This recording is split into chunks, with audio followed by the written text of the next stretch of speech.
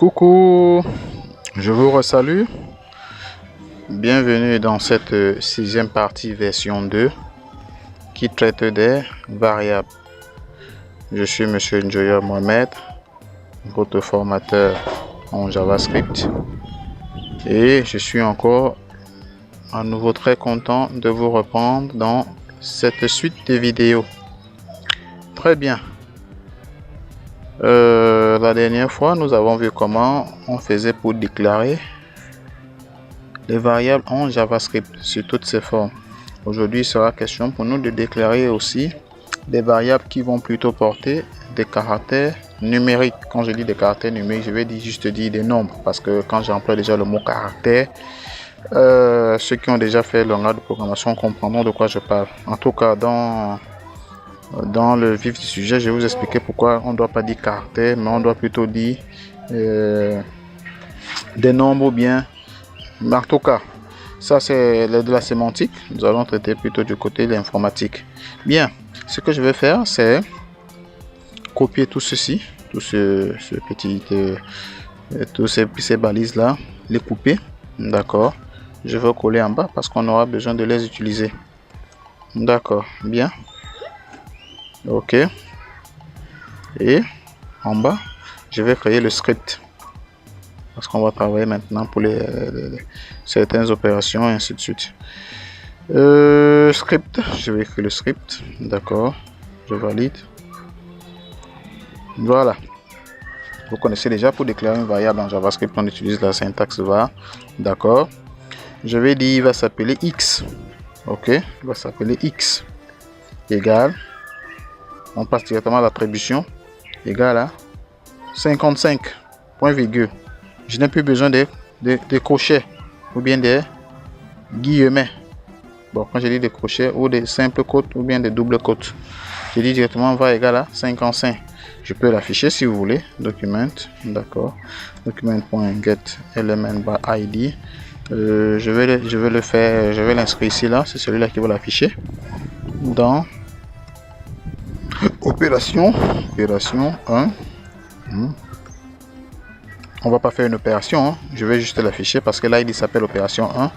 Inner HTML égale à x, point virgule. D'accord, je vais dans le même navigateur puisque nous travaillons toujours dans le fichier variable. Ceux qui n'ont pas fait la vidéo précédente doivent d'abord faire la vidéo précédente avant de faire celle-ci. Je vais réactualiser. Voilà, vous avez vu, il a affiché 25. Super, 25. Bien. Je vais déclarer une autre variable. D'accord.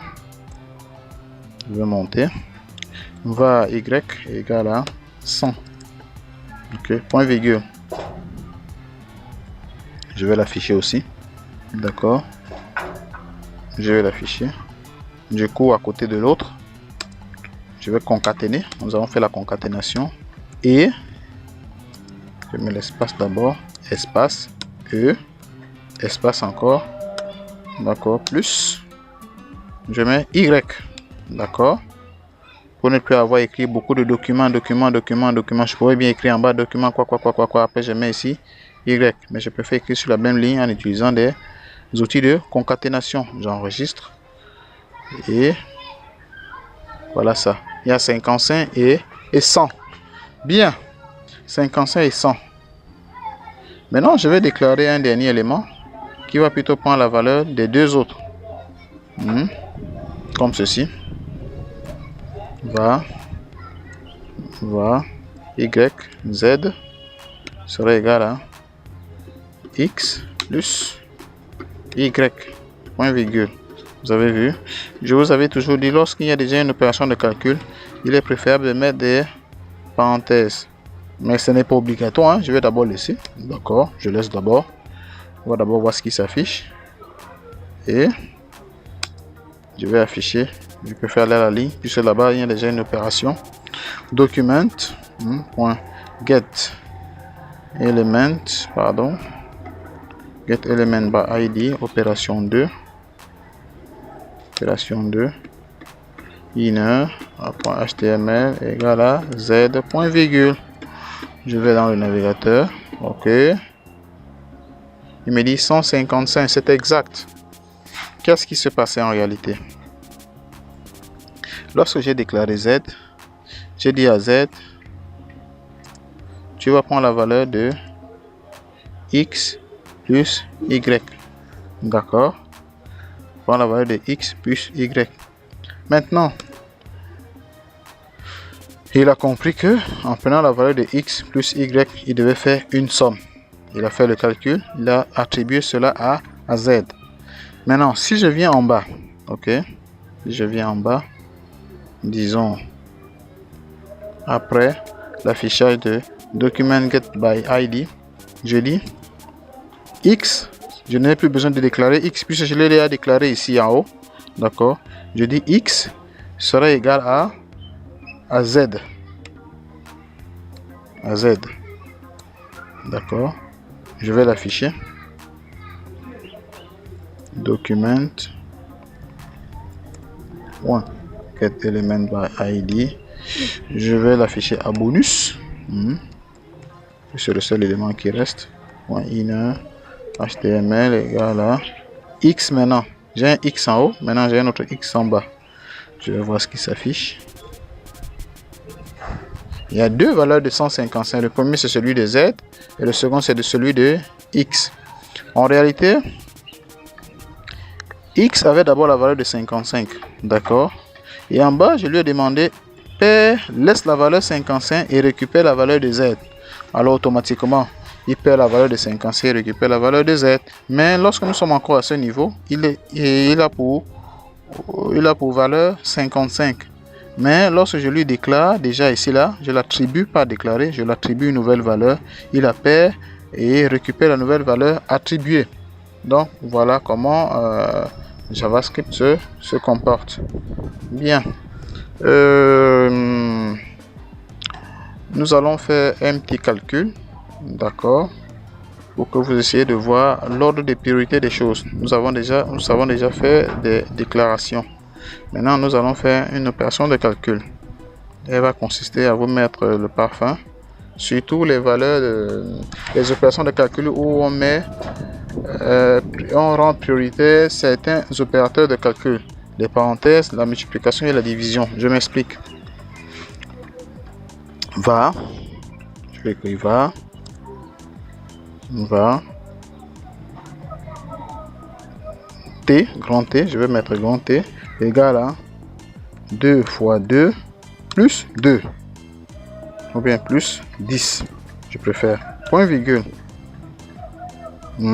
J'enregistre, je vais l'afficher, d'accord.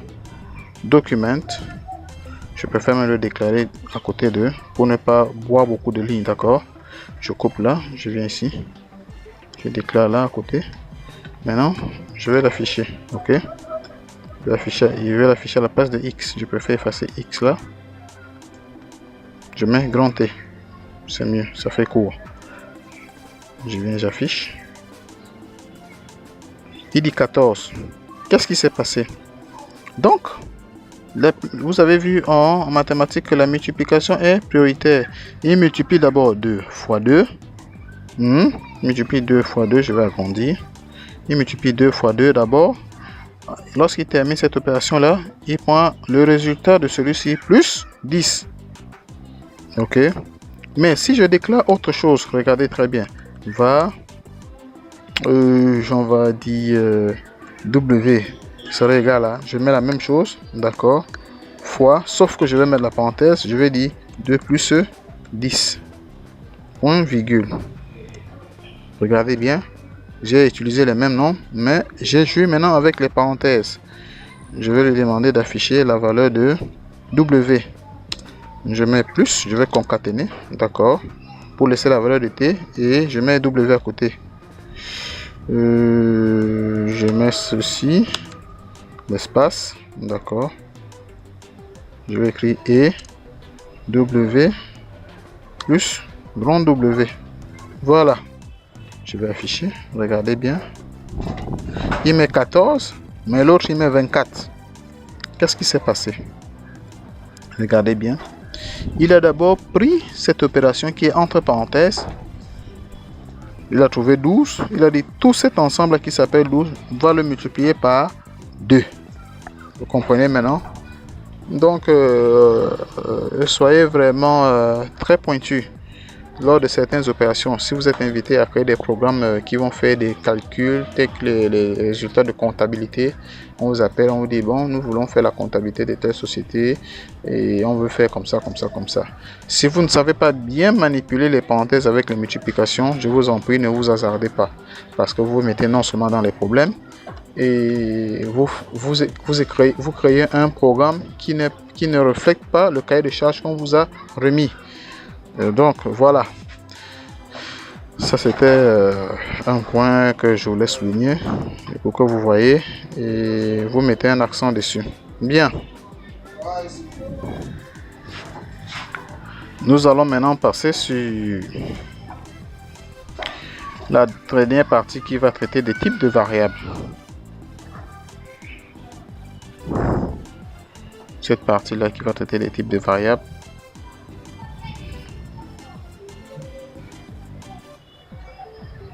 Donc, voilà.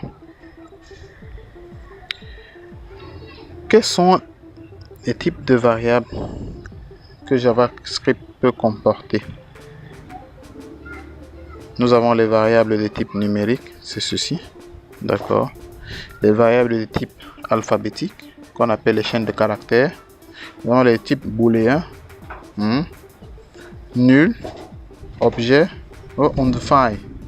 D'accord, je m'explique. Je vais les énumérer là. D'accord. Ici, je vais mettre ceci. Va, vérité, égal à true. D'accord. Je vais mettre à côté d'autres.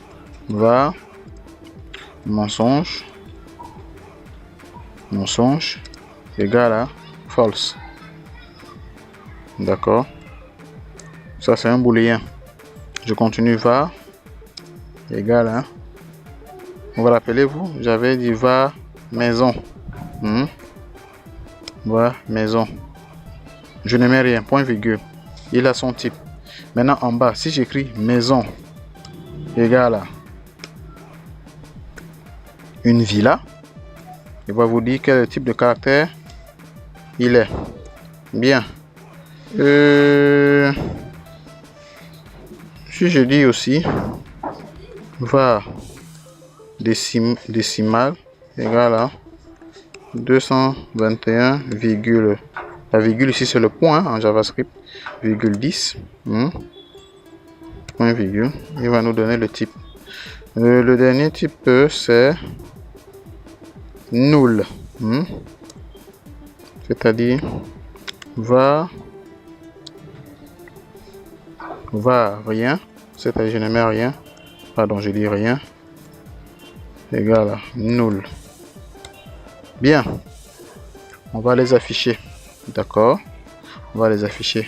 Avant de les afficher, je vais créer la balise pour afficher tous ces types de variables. D'accord, je vais les créer où? Voyons-le en bas là. D'accord, et je mets l'attribut id égal à, on va dire type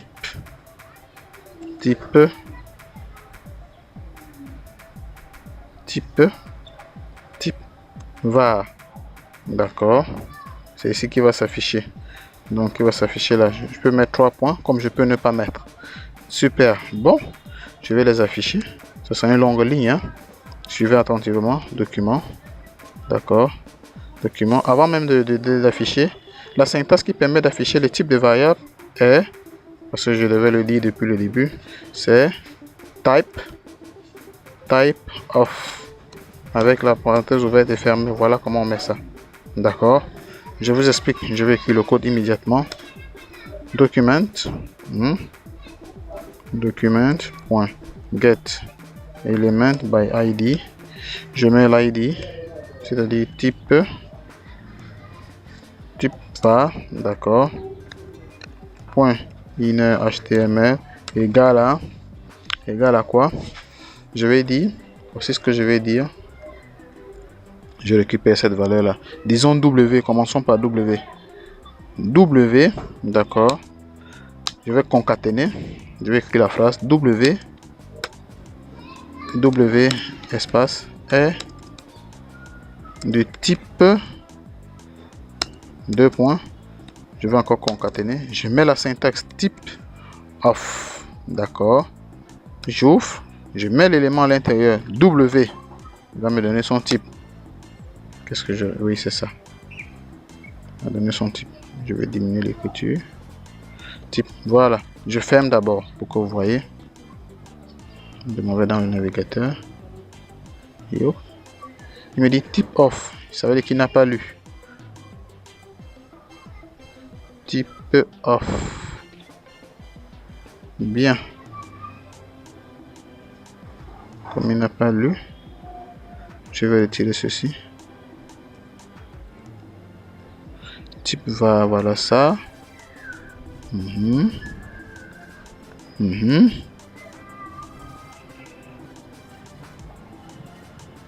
C'est ça. Voilà. Il n'affiche pas. Je vais regarder. Oui. Ah, je vois l'erreur. J'ai écrit petit W, c'est grand W. Voilà. C'est bon. Grand W. Je vous ai parlé de la casse. Je vais enregistrer. Ok. Type off, c'est ça. J'enregistre. Bien. Je valide. Voilà. C'est censé donner. Oui, même ici là. C'est le grand W. Voilà. Grand W là. Grand W là. Ok. Là j'enregistre. Ça va donner maintenant. Désolé. Encore un petit souci. Oh, j'ai mis S en voulant faire CTRL S. Ok, ça c'est ma journée aujourd'hui. Voilà. Qu'est-ce que j'ai encore mis? W là. Oui. Oui. Super.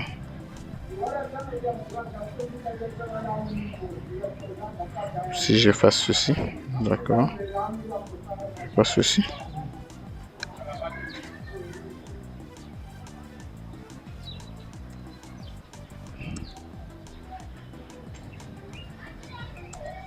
Qu'est-ce qui se passe?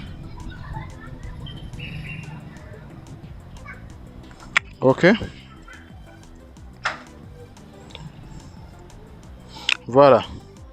Comme je le disais tantôt, puisque la balise se trouve ici en bas, son script devait être en bas de lui. Mais comme il se trouve, son script devait être en bas, mais comme il est en bas du script, il ne va pas donner. Donc je dois remettre le script là en haut. Ça fait partie de la formation. Venir le coller à côté des autres. Voilà. Et maintenant, oui, W, concaténer. Son type est de... Qu'est-ce que je fais là? Oui, son type est de... Son type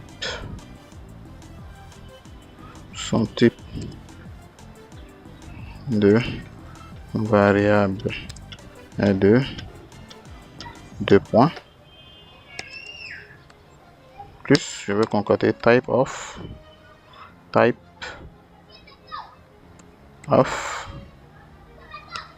grand W. Voilà. Super. Et hop. Voilà, son type est de number. Vous voyez, c'est number. Je vais mettre l'espace là. 24 est de type number.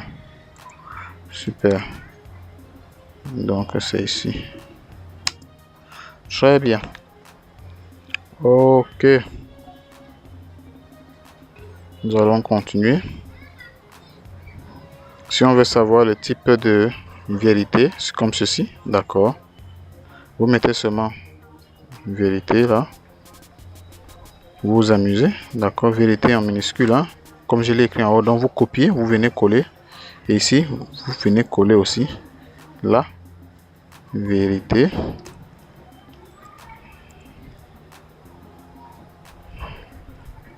Vous voyez, true est de type booléen. Vous voyez, c'est ça, booléen. Ainsi de suite.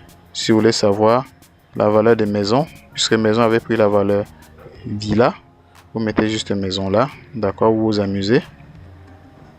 Pardon. Maison. Là aussi, maison.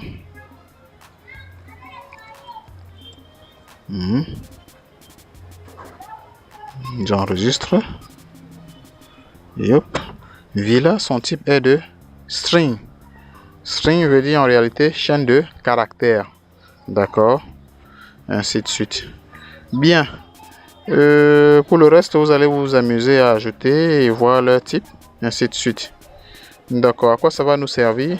Lorsqu'on va commencer à faire une programmation assez musclée, vous allez comprendre le rôle de connaître le type de chaque valeur, de chaque variable. Sur ce, je vais vous laisser. La vidéo va déjà faire 21 minutes, c'est beaucoup.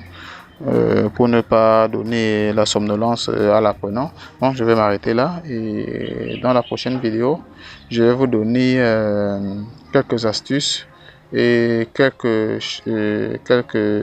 petits rudiments pour pouvoir éviter de faire les erreurs lorsque vous faites des déclarations.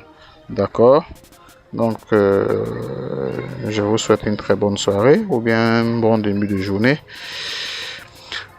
Ciao.